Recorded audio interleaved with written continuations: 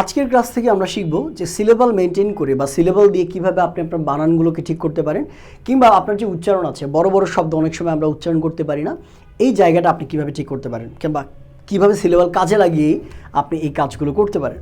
দেখেন, সিলেবাল সম্পর্কে গত ক্লাসে আমরা শিখেছি 4টা সিলেবাল ছিল: মনোসিলেবল, ডাইসিলেবল, ট্রাইসিলেবল অ্যান্ড পলিসিলেবল।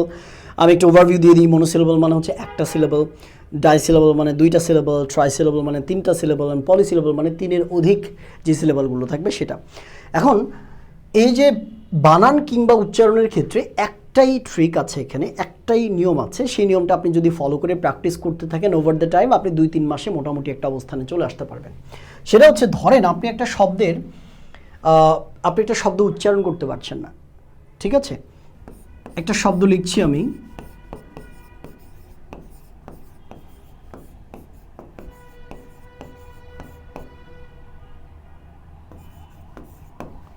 এই যে এত বড় একটা শব্দ, যদিও আপনারা প্রথম দিকে আরেকটু ছোট শব্দ দিয়ে ট্রাই করবেন, বাট আমি ব্রেকডাউন করে করে এটা দেখানোর চেষ্টা করছি। খেয়াল করে দেখেন, এই যে শব্দটা আছে, এই শব্দটাকে উচ্চারণ করার সময় আপনারা আসলে কি করবেন, আপনারা হোল পিকচারটা দেখার চেষ্টা করেন যে এই এত বড় শব্দ আমি কেমনে উচ্চারণ করব।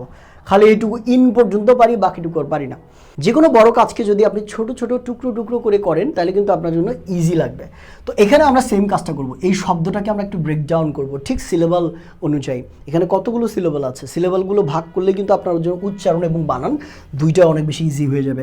দেখেন, বলা হলো কি, এখানে দেখেন তো দুইটা লেটার মিলে কি হচ্ছে, ইন, তাই না? ইন, টা, টি-ই-আর, ইন টা, খন, সি-ও-এন, খন, ইন্টার খন, তিনটা হলো। টি, ইন্টারকন্টি, ইন্টারকন্টি, তারপর এন-ই-এন, নেন, ইন্টারকন্টিনেন, তারপরে ঠাল, ইন্টারকন্টিনেন্টাল। কি বলছি আমরা? ইন্টারকন্টিনেন্টাল। তাহলে দেখেন, ইন, টা, খন, টি, নেন, ঠাল। মনে করে এটার আপনি ইংরেজি বানানটা জানেন না, ইন্টারকন্টিনেন্টাল আপনার শব্দটা মাথায় আছে, কিংবা স্পেলিং দিয়ে আপনি করছেন, তাহলে এটা বানানটাকে আপনি লিখবেন, আপনি ওই যে ব্রেকডাউন করে লিখবেন। আচ্ছা, ইন্টারকন্টিনেন্টালকে ভাঙলে আমরা কয়টা শব্দের অংশ পাই? ইন, টা, খন, টি, নেন, ঠাল। তাহলে ইন এটা কিভাবে লেখে?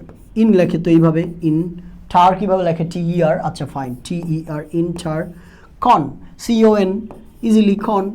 খন, টি, টি-আই, ইজিলি টি, টি-আই, ইন্টারকন্টি। নেন, এন-ই-এন, নেন, ঠাল, টি-এল। খেয়াল করে দেখেন, এত বড় শব্দ আপনার কাছে একদম পানির মতো ইজি লাগবে তখন। ঠিক আছে, আমি আর একটা শব্দ আপনাকে একটু দেখাই। দেখেন, এটাকে আপনি ব্রেকডাউন করে করার চেষ্টা করেন তো ব্যাপারটা আপনার কাছে অনেক ইজি লাগবে। এখন দেখেন, এখানে কি কি আছে? Stab, S T A B, stab, stab. L I S, lish, stablish. এই যে এল-আই-এস-এইচ পর্যন্ত নেবেন আপনি, L I S H, stablish. M E N T, ment, stablishment. এখন এখানে একটা চ্যালেঞ্জ ফেস করতে পারেন, সেটা হচ্ছে, স্যার আপনি যে স্ট্যাব এই চারটাকে একসাথে নিলেন, এই চারটাকে আপনি একসাথে নিলেন, আমি কেমনে বুঝবো? আমি তো এস-টি-এ এইটুকু একবার উচ্চারণ করতে পারি, বি-এল-আই-এস-এইচ এইটুকু আমি একবার উচ্চারণ করতে পারি। স্ট্যাবলিশ, আপনি যেটাই করেন না কেন উচ্চারণে কিন্তু কাছাকাছি পৌঁছাবে। আপনি এই 3টা নেন, এই 2টা নেন, যেটাই করেন আপনি দেখবেন উচ্চারণটা কাছাকাছি পৌঁছাবে। আপনি আন্দাজ করতে পারবেন যে এটা হচ্ছে এই শব্দ। স্ট্যা, যদি এই 3টাও একসাথে নেন, স্ট্যাবলিশ, তারপরে মেন্ট, স্ট্যাবলিশমেন্ট, তার মানে আলটিমেটলি শব্দটা কি? স্ট্যাবলিশমেন্ট। ঠিক আছে? সো এইভাবে আপনাকে প্র্যাকটিস করে করে করতে হবে। আর এই শব্দগুলো যখন আপনি একবার চিনে ফেলবেন তখন আপনার কাছে ব্যাপারটা অনেক বেশি ইজি হয়ে যাবে। যেমন আরেকটা শব্দ আমরা বললাম আনকন্ডিশনাল।